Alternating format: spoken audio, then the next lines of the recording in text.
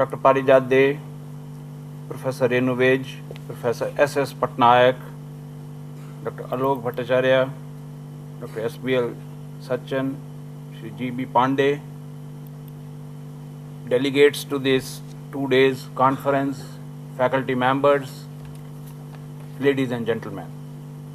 At the outset, I would like to thank the organizers of this 2-day conference, and the name is very befitting, that is the Advances in Video, Cyber Learning and Electronics, and it is truly a convergence of various technologies.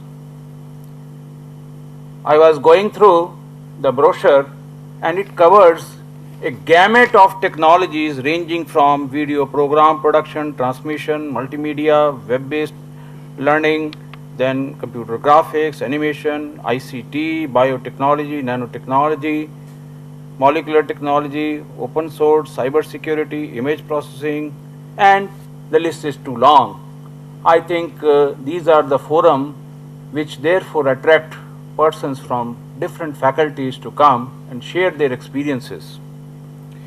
Professor Vej made a detailed account of the various technologies which are available and how they can all be employed in the knowledge world.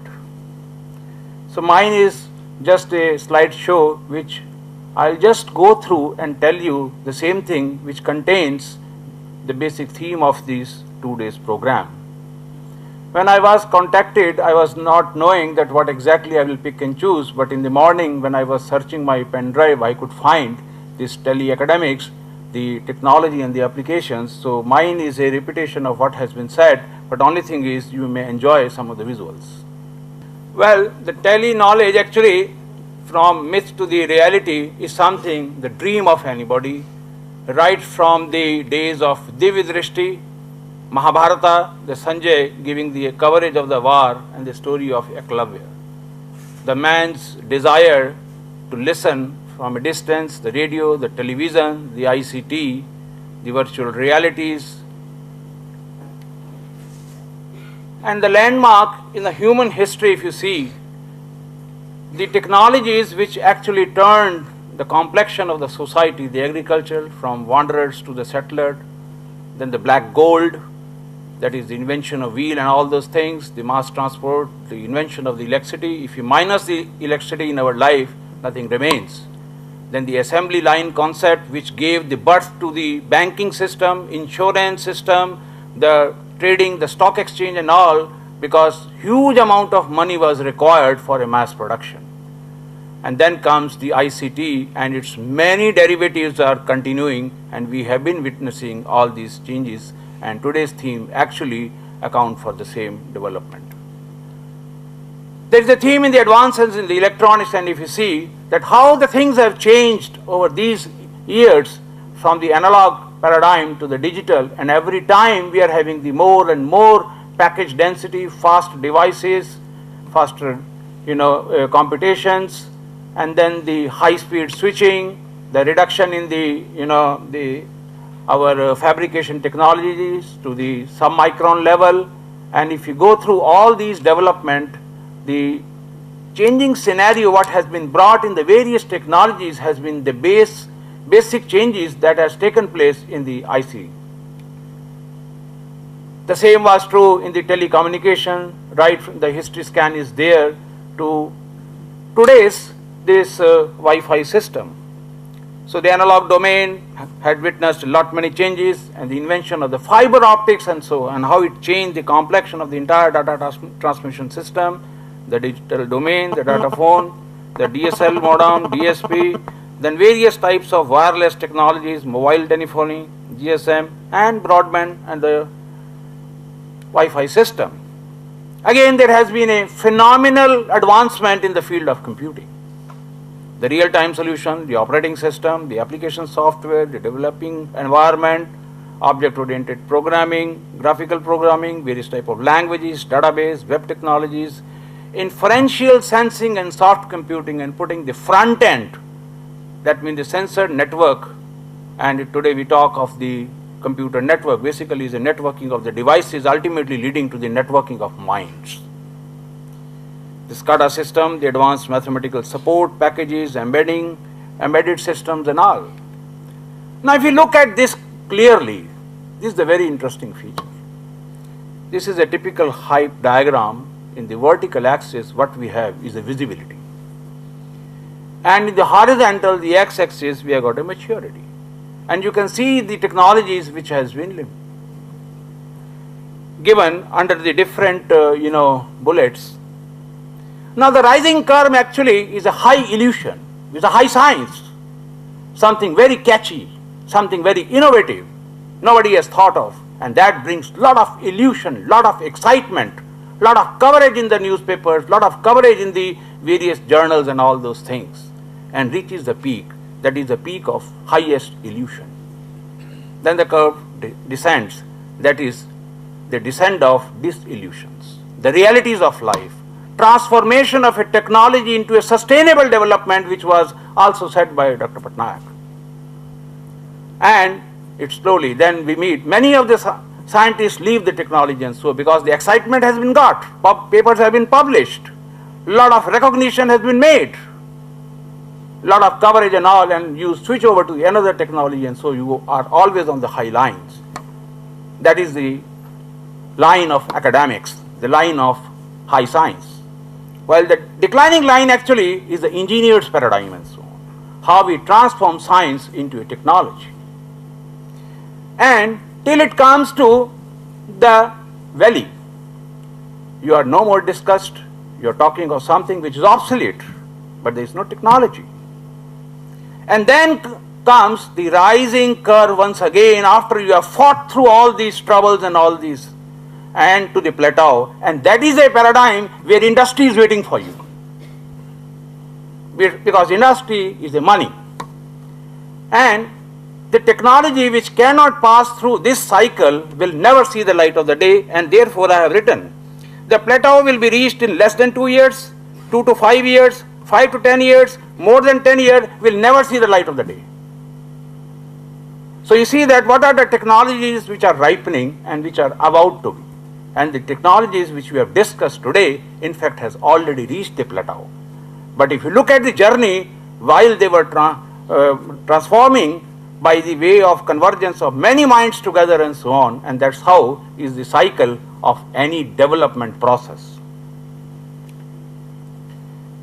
Well, the birth of the TELE paradigm, TELE is an attribute which is given to telemedicine, the telepresence, the telemetry, the teleoperation, the telematics, the telebusiness, the services and all. And it has got a lot of, therefore, application potential in agriculture, the water management, defense, space, you name an area.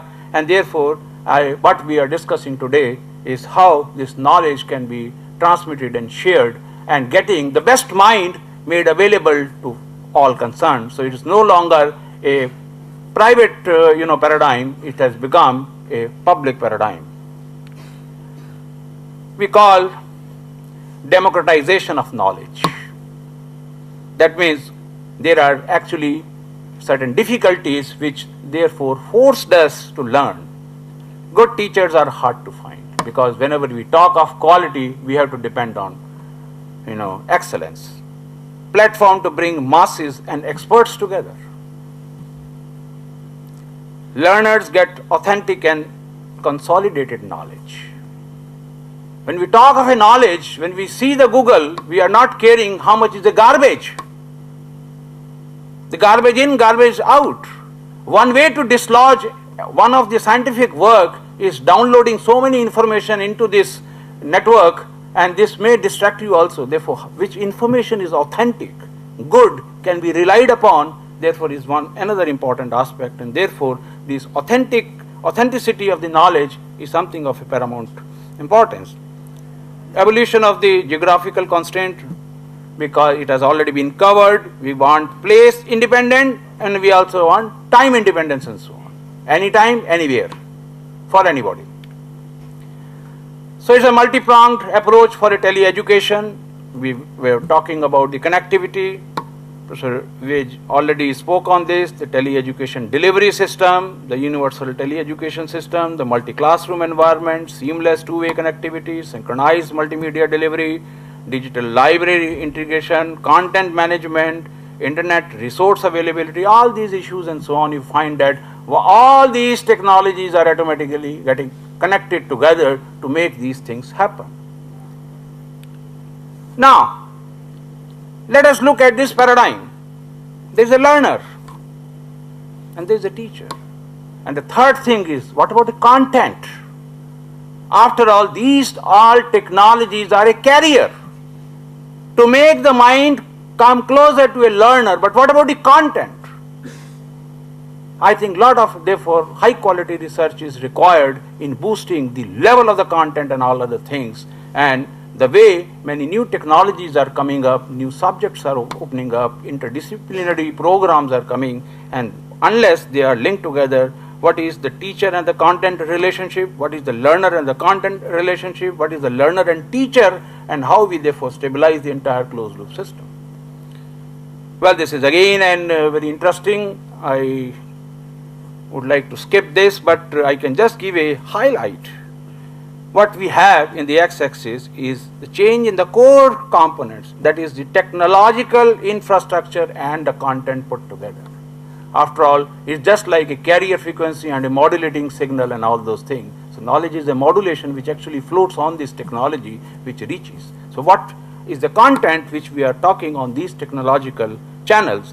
And the change in the learning related services delivery models and all those things. So there is a technological innovation, there is a radical innovation, the technological and learning innovation, and then in the stakeholders are the learner, teacher, institutions, and you see that the subject is quite complex when you want to integrate all these together for the ultimate benefit of a society.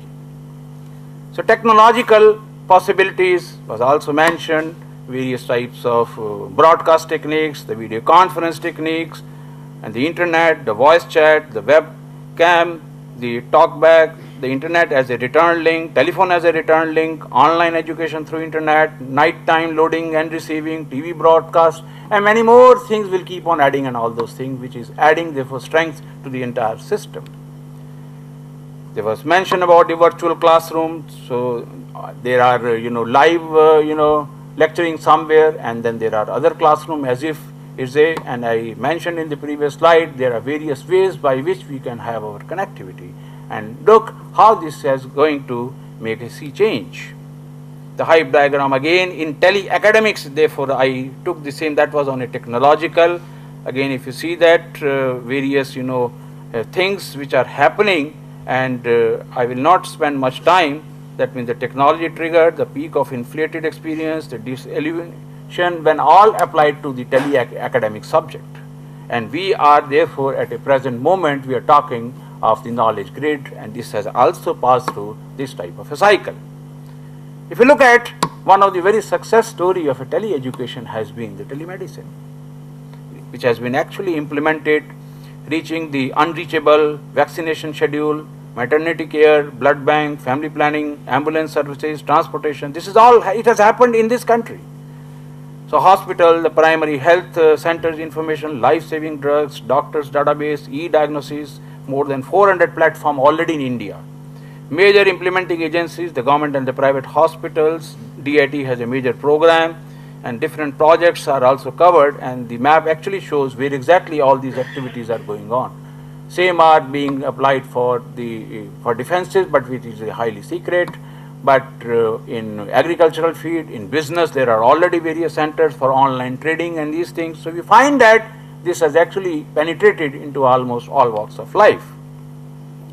So tele-education in India has also gone through phenomenal changes. The TV radio broadcasting system, the Gyan Darshan, the Krishi Vani, the Krishi Darshan, the dedicated satellite, that is EduSat, the excellent telemedicine as I mentioned, then Krishi Vigyan Kendras, the educational institutions, Netversity, IGNOU is there, Yashwantara Chavan Maharashtra Open University, Tamil Nadu Virtual University, BITS, Symbiosis, IITs. So more and more players are actually joining into the whole stream, and how to make this a high quality education come closer to all concerned.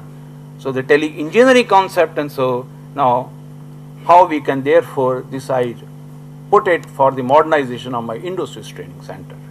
So we talk about the engineering, what about the shop floor level manpower. So human resource is something which due to certain reason was a bit neglected, but we have to therefore talk of the human resource at all level, not only at engineering level, but at a diplomas level, at a primary school level, secondary school level. I still remember almost 32 years ago when I was doing my research work in Germany, and I could see a primary school teacher salary was at par with a university professor salary. That means they had valued, if a wrong education is imparted at a primary level, it will be very difficult to eradicate that person and so on, and therefore the likelihood to turn into a strong personality will be remote, and that was a bit eye-opening to me because it was a reverse phenomena in our scenario. So therefore, before I end, the technology is the driver of the new economy and the human capital is its fuel.